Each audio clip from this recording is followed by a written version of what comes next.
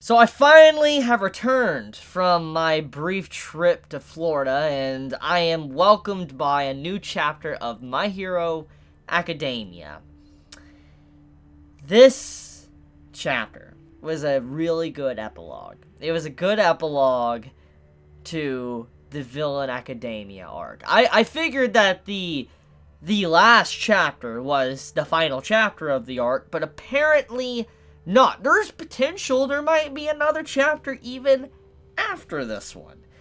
Whatever the case may be, whatever happens, this chapter solidifies how strong Shigaraki has gotten. Not just as an individual, but as a threat to all of society. And we can just see what he has gained clearly from this chapter, and also his new name. For instance, the name to his organization, the Paranormal Liberation Front.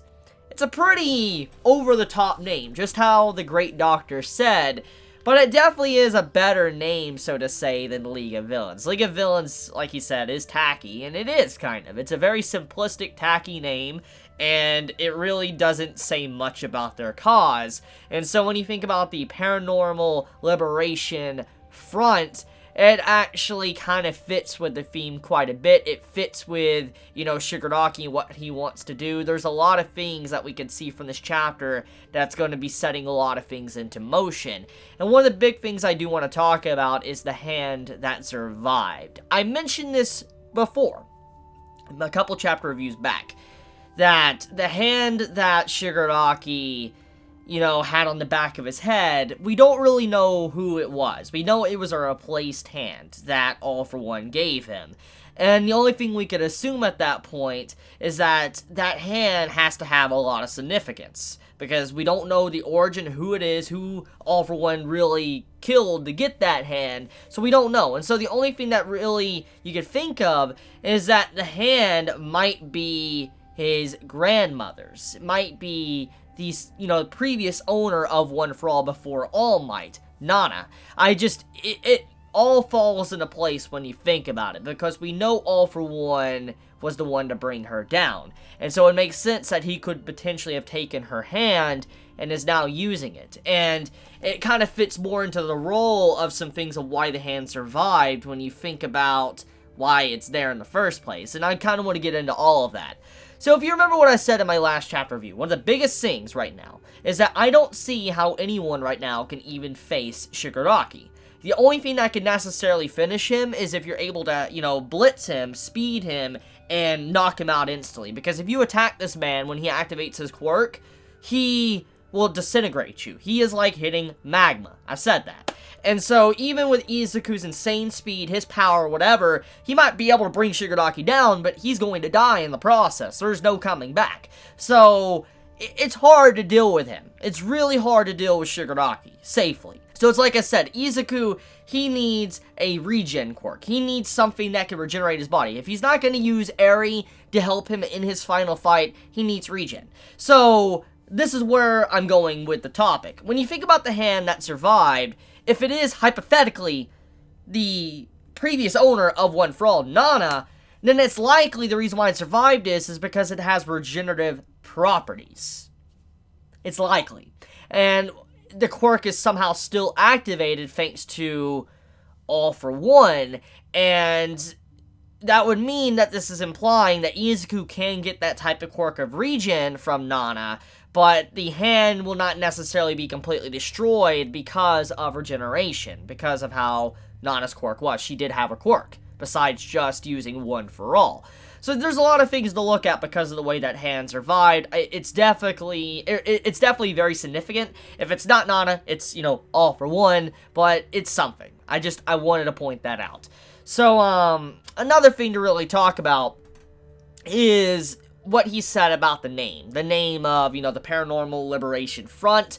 He says the name is a decoration, just like the hand is. When he pulls off the hand, it's decoration. And this really gives us a lot of insight to him as a character now after everything that has happened, is that he's allowing his underlings to do what they want. Roam free, do what you want, create chaos, create peace, whatever. you're free to do whatever you want.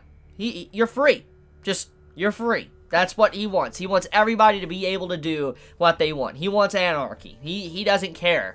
And it's scary, but it fits so well with what his character's been built up for, and what All for One was kind of trying to teach him as well, is that morals and rules and stuff are just built by society, and that they're not necessarily there, we're restricted, and that's kind of what's going on here, is that Shigaraki just wants to get rid of all of that.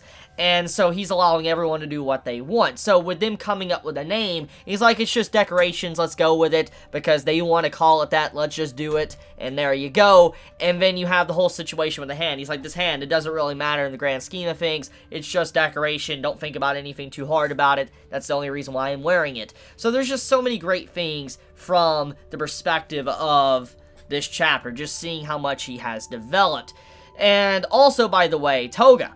I'm very happy she got a new coat, and I'm very happy she survived. I love her design in this chapter, by the way, but I'm glad she managed to get her coat. I'm glad that was remembered and not forgotten. She got a coat. And I do like that meta exchange between the two characters that many could say was relatively useless within the arc. When you think about Mr. Compress, he wasn't really important in the Villain Academia arc. I love Mr. Compress, not putting him down. But when you think about his overall vital role within the arc, he wasn't really that vital. There was nothing really crazy with him going down. He was mainly running away. And when you see Dabi say that, it's kind of hilarious, because that really is what happened. And then, when Dabi's the one saying this, it's even funnier, because he is basically calling the kettle black, because he was kind of the exact same way. Yes, he did probably a lot more than Mr. Compress, but Dabi still didn't have a lot of screen time, he didn't really have a lot of development, so when you really think about it, it's hilarious that these two characters are having that type of discussion when the community has been talking about them and that we need more from them, and we didn't really get much within the arc. And then the whole Twice scene. We get to see a little bit more about Twice's continuation of after being able to use his quirk on himself. He's in a weird state right now. He's like in a very weird state. He's not necessarily talking with himself. If you look at how he acts within the chapter, he's not arguing within his body. Like, he starts to say, like, you know, he's, why is my leg randomly moving? He basically is not doing the opposite of what he did. You know how he normally talked. He's just now complaining about random things, and his overall thoughts and all that are just going to one thing to the next very quickly. He's not sticking on to one thing. He's constantly jittery moving, and his condition has obviously gotten a lot worse from the outside perspective. But you can see that there has become a little bit more unity inside of his mind, at the very least, because he's not arguing with his very core self. So there is an improvement, but it isn't like 100% recovery, to explain. We also get a little bit more clarification to how the Liberation Army would handle joining Shigaraki's group, and it's clear that there is going to probably be some rough sides to it.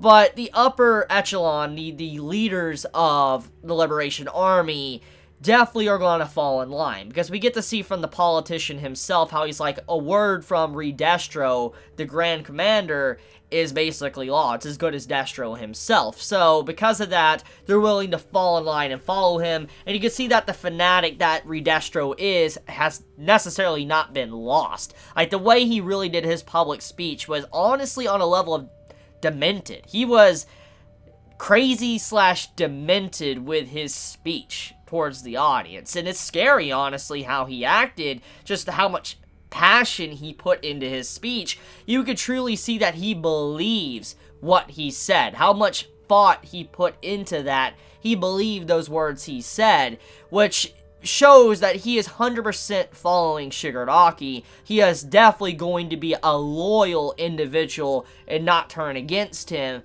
And the way he treats him as well, he's like, what can I do for you, sir? And all that.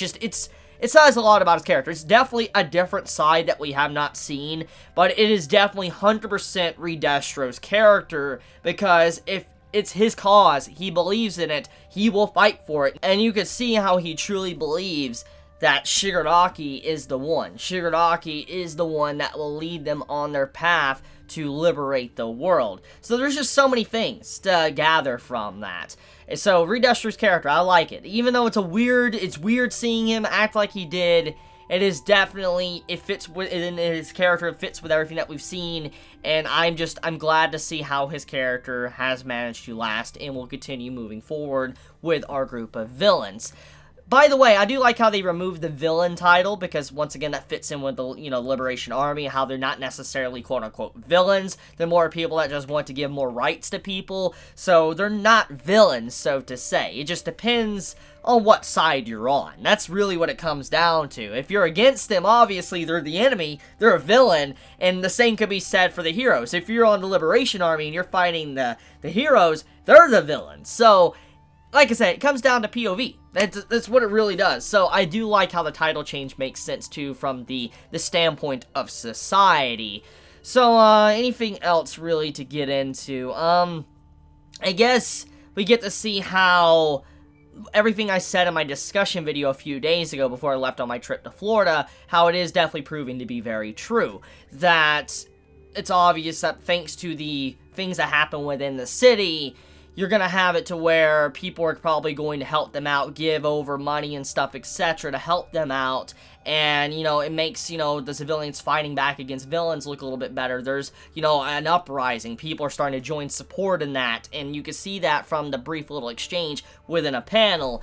And then you see how people are just starting to, praise, civilians as heroes for what they did. So there's just a lot of moments within the chapter that basically show exactly what I talked about was probably going to happen. Which, by the way, this gets into Hawks.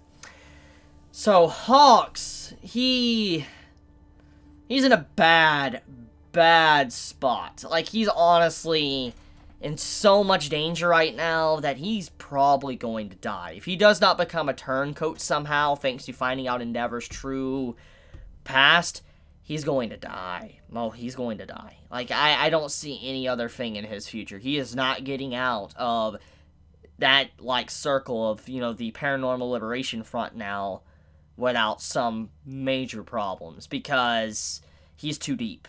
He's way too deep now. He's way too deep.